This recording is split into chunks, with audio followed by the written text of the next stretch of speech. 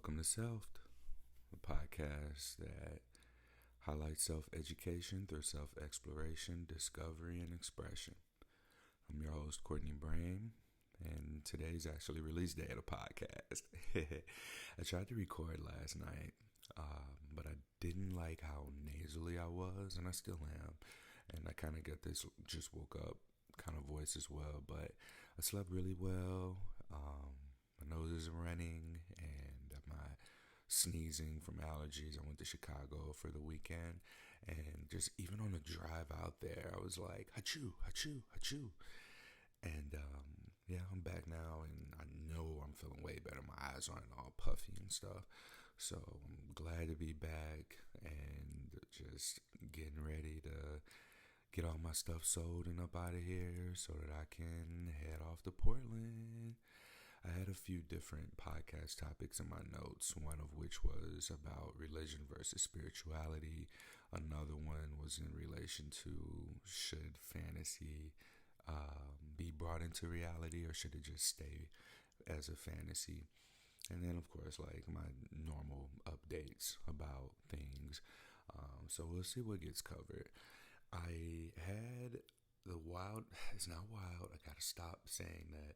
What should happen, what should be expected, is wild. So I keep receiving validation that my decision to move to Portland, Oregon is a good decision, is the right decision, is the decision that is aligned with who I am, who I think myself to be. And the other day, someone that I know who lives in Portland, they were on a conference call of some sort, and they said that they got introduced to this guy, and the name that they gave, it's a black dude, and a lot of my friends or people I know out in Portland are like trying to find me black friends to connect with when I move there.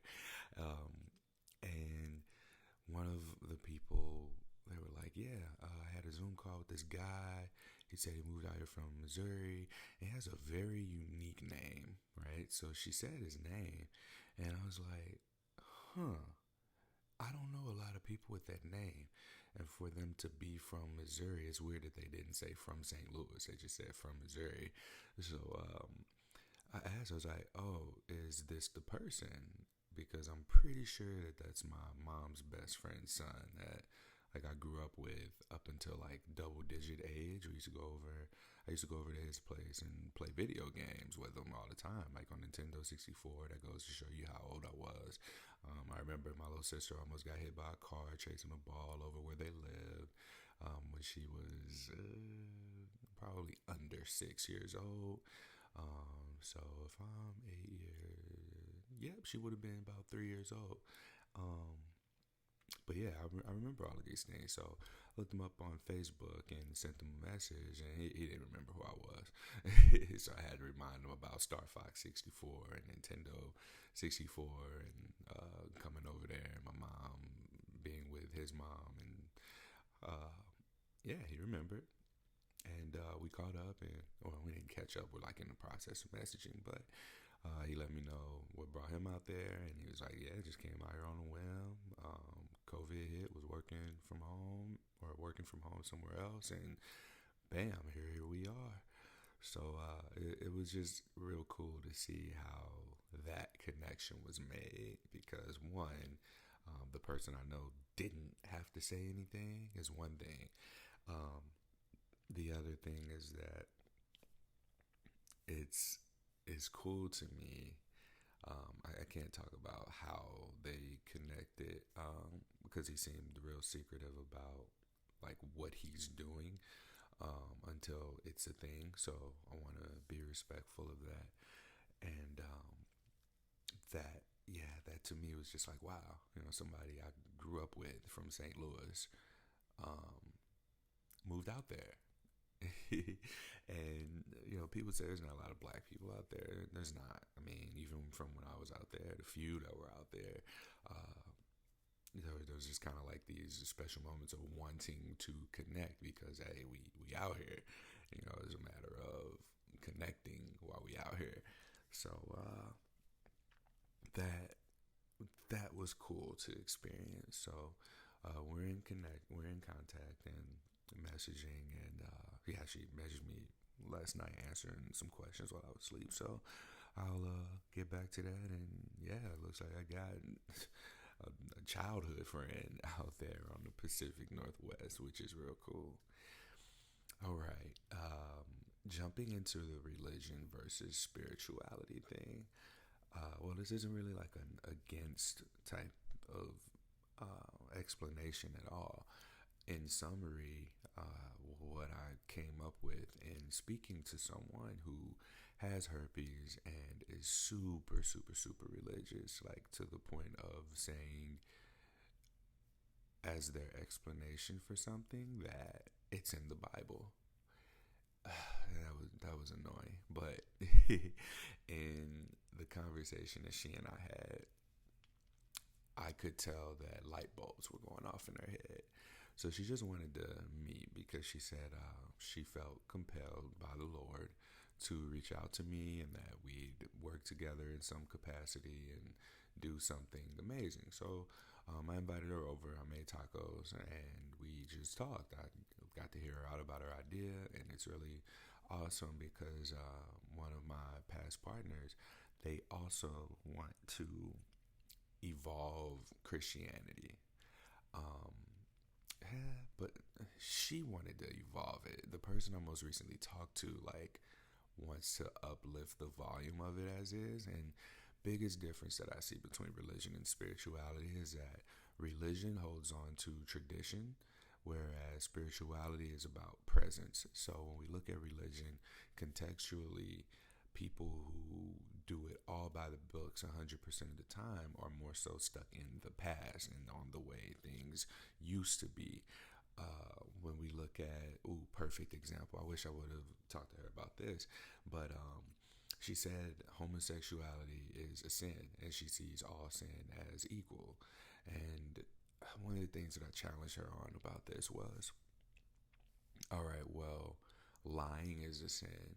So if a person is in a relationship with someone that they can have their reproductive counterpart, is what I like to call it.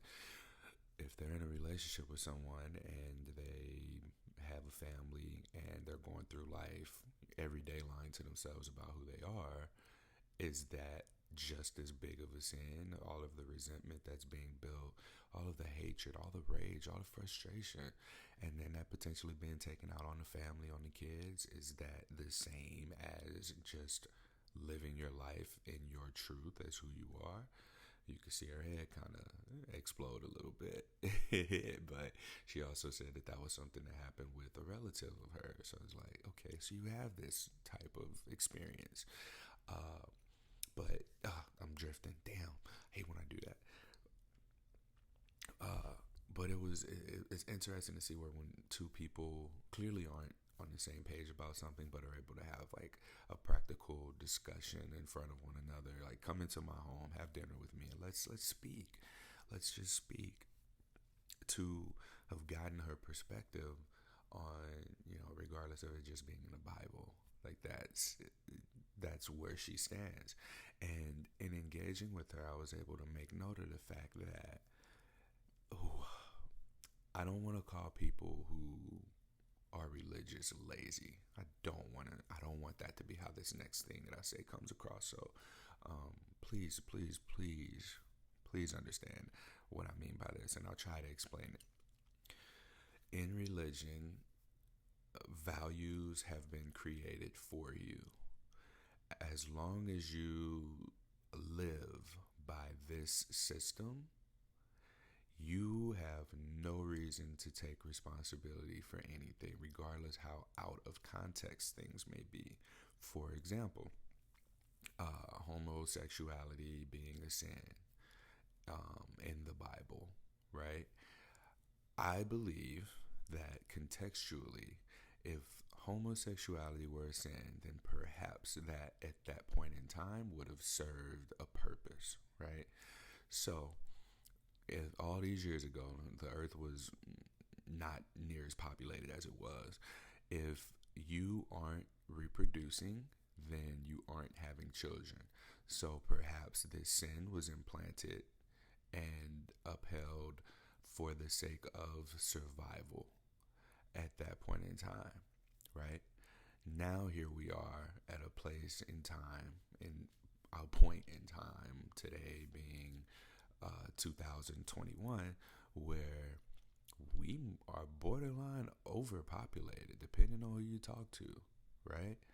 And in this case, people not having children, people deciding to not do life with their reproductive counterpart or exclusively, people blending families. These are all like evolutionary.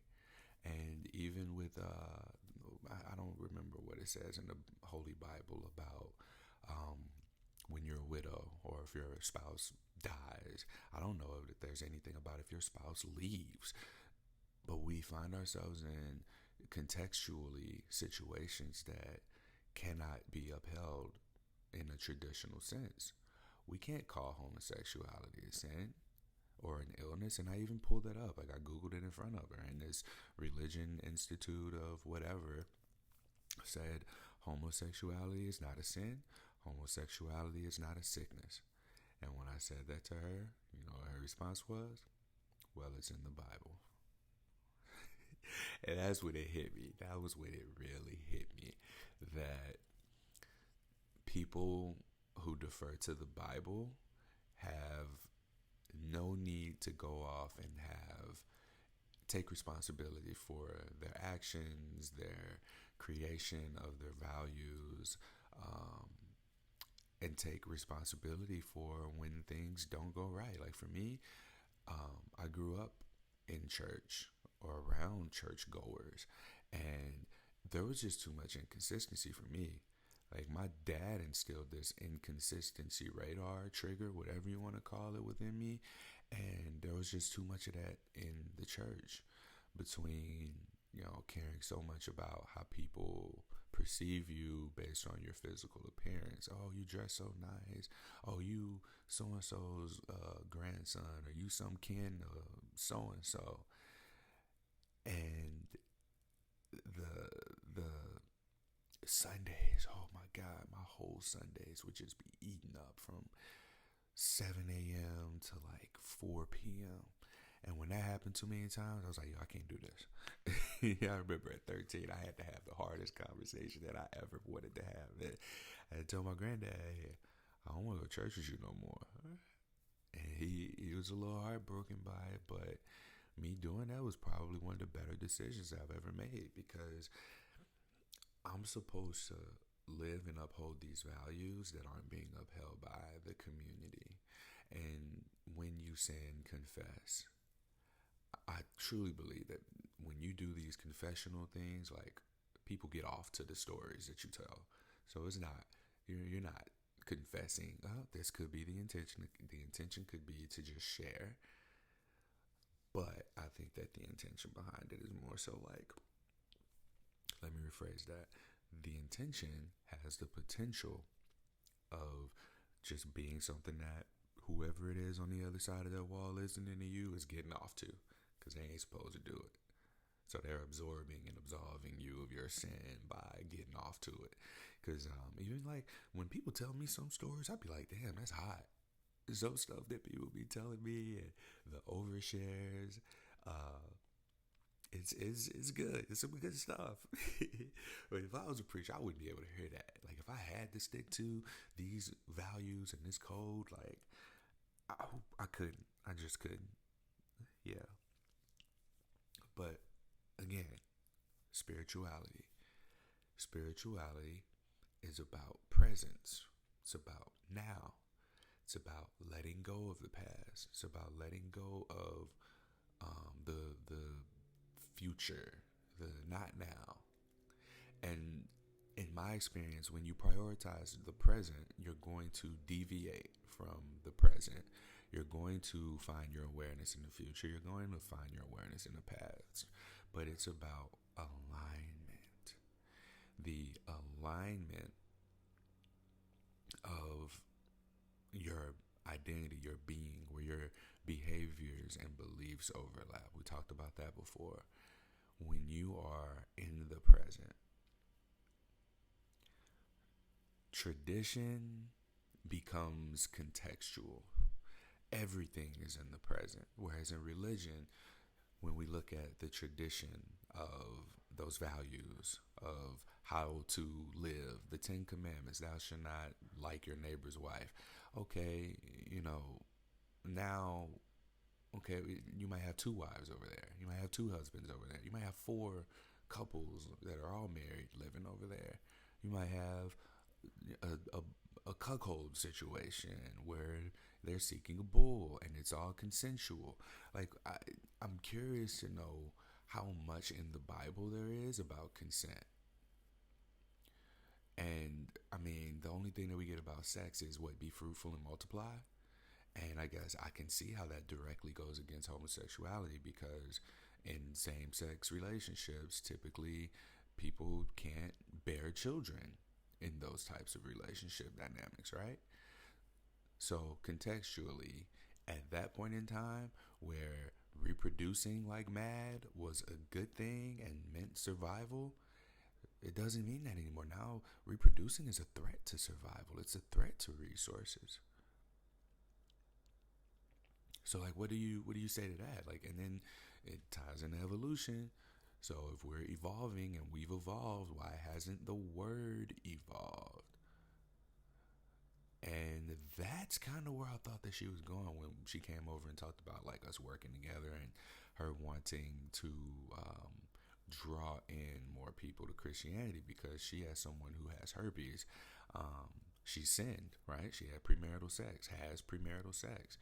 And going back to the conversation around about homosexuality, one of the things that she said that I really didn't like was that um, about 80% of homosexual people or LGBT community members were sexually abused or assaulted as children. And I have no idea where she got this statistic from, and I can't say if it's accurate or not, but it seems really freaking high, and it does like shape this narrative that anything that isn't straight has gone devalued into a traumatic experience for someone, and they're just living their trauma basically. So without side eyeing her, raising my voice, or like arguing, I just asked, okay, well, if that's the case, then the Christian church, Christianity, doesn't need to be fighting homosexuality.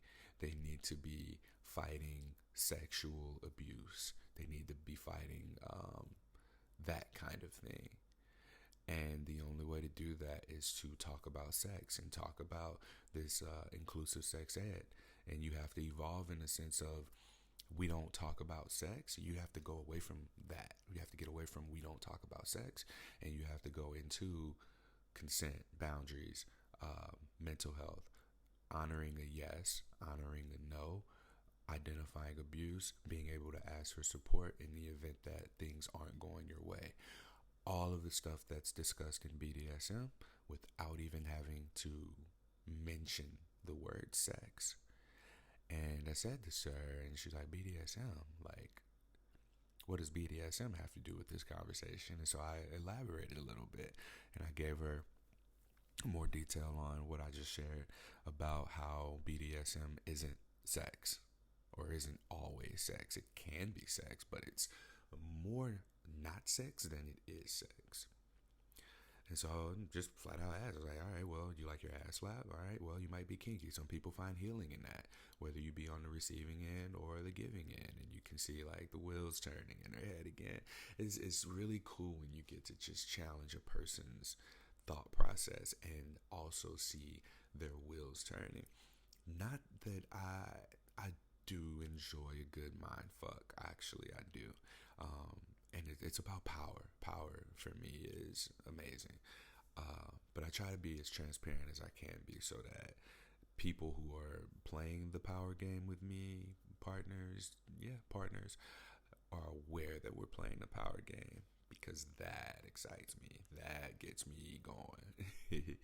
Um, what else was this? What else came out of that conversation? Yeah, just between religion and spirituality, what I've learned is that religion has these traditional values that are there, that have been listed by someone. Someone wrote them, and the stories in the Bible match, for the most part, those values, except when they don't match those values for the most part, right?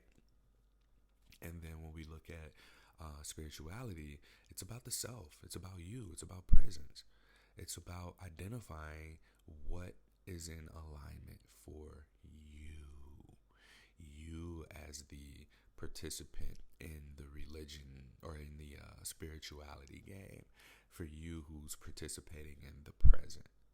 You know, my values have evolved from growth, freedom, understanding to peace, liberation, evolution. And I'm arguably about to shift peace into acceptance, because that's really what I'm working on. And the more that I'm able to surrender, the more that I can accept. I talked on a recent episode about unconditional love versus unconditional acceptance. When you are able to unconditionally accept someone, that's the that's when you truly unconditionally love someone. And for me, I had it a little bit backwards, because I have been working on unconditional love, which also looks like control. It also looks like trying to fix someone or fix a situation or make things different, which is, again, that too is taking me away from the present moment, because I'm hell-bent on someone's past, and I'm hell-bent on supporting them or doing it for them, making their future into something different than the trajectory that they're on already. And what makes me in that space any different than what, religion does? If I call myself this present person, this person who has created their own values, put that work in, and gone through self-exploration and self-discovery and self-education to self-express. If I've done all this work, why revert to traditional values and beliefs that have been the same for as long as it's been written? So I'm really hoping that the conversation I had with this young lady shifts her perspective as she creates this hopefully remarkable evolution of Christianity that is intentionally inclusive to people who might need that sense of anchoring and redirection. There's a lot of good in the Bible if you read it in its context. It's a collection of stories. My dad always told me the Bible is the greatest book ever written by man. I'm pissing people off with that. And as the stories, how it motivates, how it inspires, how it has wars fought over it, and all of that, like this, it inspires action. The best writing inspires action. Whether that be you read a Harry Potter book and you want to go write your own fan fiction and get famous off of it, whether that be an instructional how-to manual and you go and you learn how to erect a building and you start a construction company and you get that dream building erected. When you read about habit change and you become the kind of person who regularly can be consistent and committed to doing something for a cause, for a community of people, and you watch how that community of people grows and evolves and they become inspired. How you read a comic book and you go off and start your own anime or cartoon or superhero series of some sort, and then you inspire Courtney. Man, that is a great collection of stories. But we got to see it for what it is in its context. For someone who might not have any sense of direction, it serves as an amazing anchor. But you got to apply it to the context. And I don't want to tell people how to do their religion. I don't want to tell people how to be spiritual. I want to invite people to challenge their thought processes. I want to invite you to self-educate, do your research, be present. You can uphold some aspects of tradition in the present with context. What you can't do is call everything a sin and try to welcome people into your space that's supposed to be welcoming and inclusive, because now if the church is gonna survive, I think that a lot of people, more people are having access to a lot of information. I think that COVID is making people explore other options. I think that it's making people have to be at home. People are hesitant to go out still. Big crowds, the mask thing. Like, there's a lot of things here that are probably creating additional blockages to welcoming people into the traditions of religion. And if evolved the right way and context is added, everybody with anything, you take what you need and then you go on and apply it. But if we can't get to that point, and for people who defer to the Bible for everything, who also have friends outside of their belief systems, nobody wants to be around someone who's constantly judging them, yet asking not to be judged. So be present. Be present. I think I'm going to save the reality versus fantasy podcast recording for... I don't have to do that. Fantasy versus reality. I guess this is a good question to ask yourself. And while none of this has anything to do with the podcast episode, I know myself and I will lose this train of thought if I get off of here without finishing the recording and mentioning this in here. Let's look at the fantasy of moving to Portland for me. And can it be a reality? The fantasy is, in a perfect world, when I fly out there October 31st from Cincinnati, Ohio, with my 2 check bags, my carry-on, and my drawstring backpack, I am going to secure funding for my nonprofit. I am going to be able to pay myself a full-time salary through my own method of STD prevention, which I call STI minimization, because that is much more inclusive to people who have lived experiences with a sexually transmitted infection. That's my fantasy. I'm going to get there. I'm going to live with one of my closest friends and some of their roommates. I am going to teach yoga classes a couple of times a week for the sake of having my own and building my own sense of community. And outside of that, I'm going to be recording podcasts. I'm going to be promoting this podcast. This next season, I will have secured funding. I'll be able to live comfortably. I haven't lived comfortably in years. I want to be able to do that on my own. I don't want to have to rely on the income of a significant other. I want to be able to just pay all the bills myself. I want to be able to have a new place lined up to go and visit every other month or once a quarter. Twice a year. It'd be cool to leave the country once a year. Once or twice a year, and go out of the country for 2 weeks. And every other month have a new in-nation destination to visit. I'll get to go and date and really decide where do I sit on the relationship spectrum. Be around people who at least appear to care about more depth, less superficial, more depth. Like, when I talk to people about trauma here where I'm at, people are like, oh no, we don't do that, we don't talk about that, or it's uncomfortable.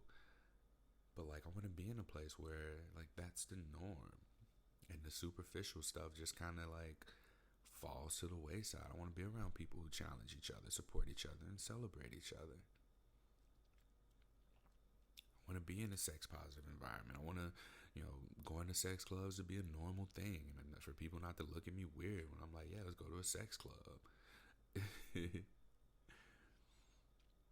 That's the fantasy.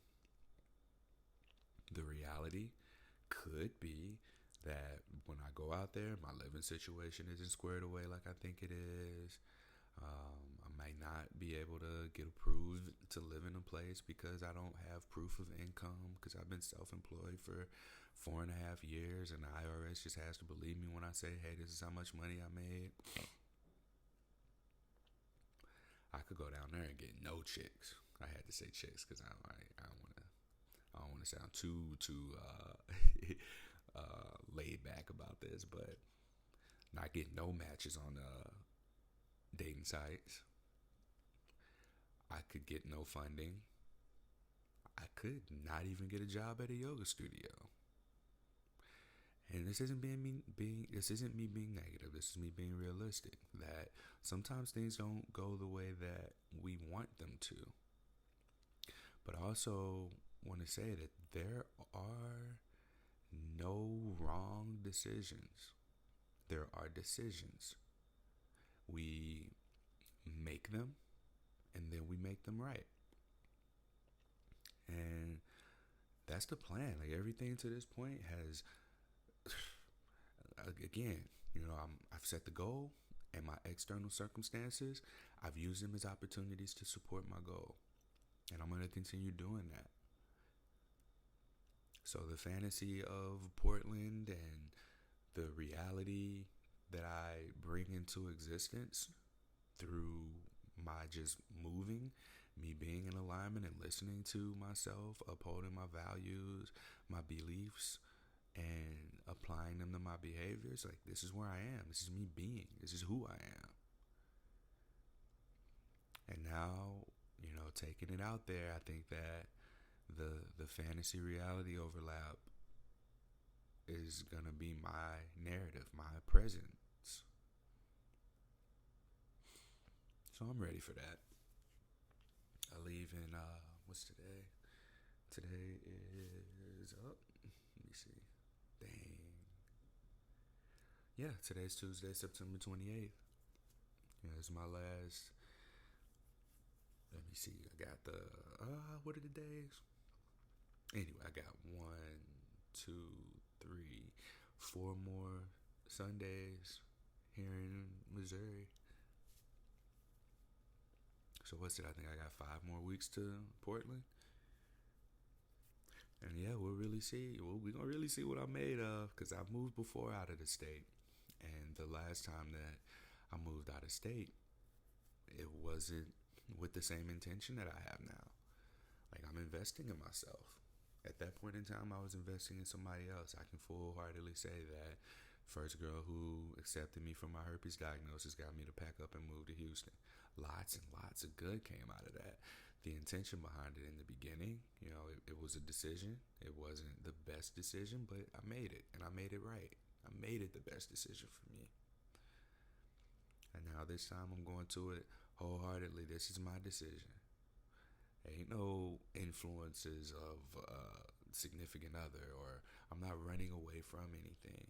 I've tapped out my resources in St. Louis, Missouri for making my passion into my career. And now I gotta pack up and go somewhere that might be a little bit more fruitful in that sense. So I'm ready for this. I might have even been ready for a really, really long time and just ignored that call, holding to tradition of saving up. Oh, but you got a good opportunity here. Don't lose it. No, I got to do this. I got to do this for me. I mentioned last episode, people mention the high cost of living, the rising cost of living, but what's the cost of not living? There's more at stake for that. than there is looking at the financial situations that I might find myself in. Yeah, I'm gonna struggle. I struggled for the last 4.5 years. Why not do something to make the struggle a little bit more worthwhile? So that's it. That's all I have for today. More than anything, spirituality is presence. It's self ownership. It's self prioritization, and it's making mistakes and recalibrating and aligning. And religion is more out there. The decisions have been made for you already. This is how you need to live your life. Hold true to this. Put that in context and you almost have the same thing. You have a system that, you can defer to, but it's one that you still need to be responsible for your actions. And I really hope that this young lady pulls through and creates something magical, miraculous, that does increase people's draw to Christianity, but for the right reasons. Let it evolve. Let it be more acclimated to the times contextually. And I'm bringing my fantasy into reality, so we'll see how that plays out. Thank you so much for listening. I'm Courtney Brain, and this is Selfed.